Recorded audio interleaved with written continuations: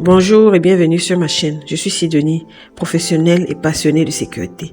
Un drame s'est produit il y a quelques jours et je me sens vraiment obligée de le partager pour sensibiliser les gens.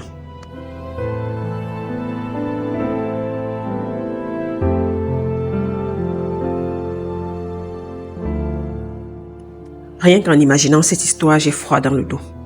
Un jeune homme, à peine dans la vingtaine, est mort la semaine dernière. Pas dans un accident de route, pas dans une bagarre, mais en touchant un simple morceau de fer.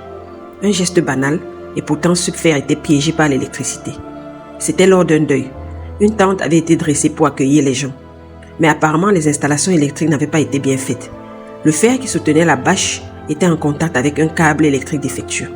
Le jeune homme, sans se douter de rien, a posé la main dessus. Le courant l'a frappé immédiatement. Sous la violence du choc, il est tombé dans une petite flaque d'eau. Son ami, pris de panique, a eu le réflexe de lui donner un coup de pied pour l'éloigner. Le jeune s'est réveillé, encore sous le choc. Il a même dit quelques mots. On l'a amené au dispensaire du quartier, mais ses paramètres vitaux n'étaient pas bons. On a recommandé de le transférer d'urgence à l'hôpital général. Malheureusement, là-bas, il a été déclaré mort. Cette histoire s'est effectivement passée dans la ville de Douala au Cameroun. Je ne l'ai pas vécue directement, mais rien qu'en l'imaginer, j'en ai des frissons. Elle m'a fait réaliser 4 choses importantes que tu dois absolument savoir. 1. Beaucoup de personnes ne savent pas qu'un simple fer, poteau ou grillage peut être conducteur si un câble électrique défectueux le touche. 2.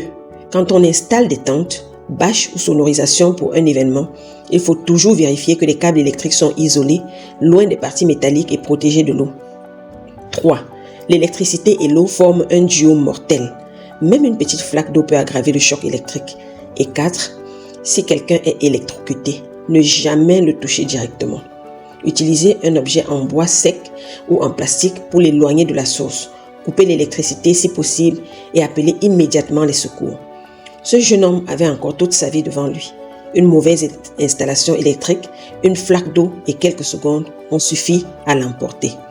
Alors que ce soit à la maison, au travail ou lors d'un événement, ne prenez jamais les branchements électriques à la légère.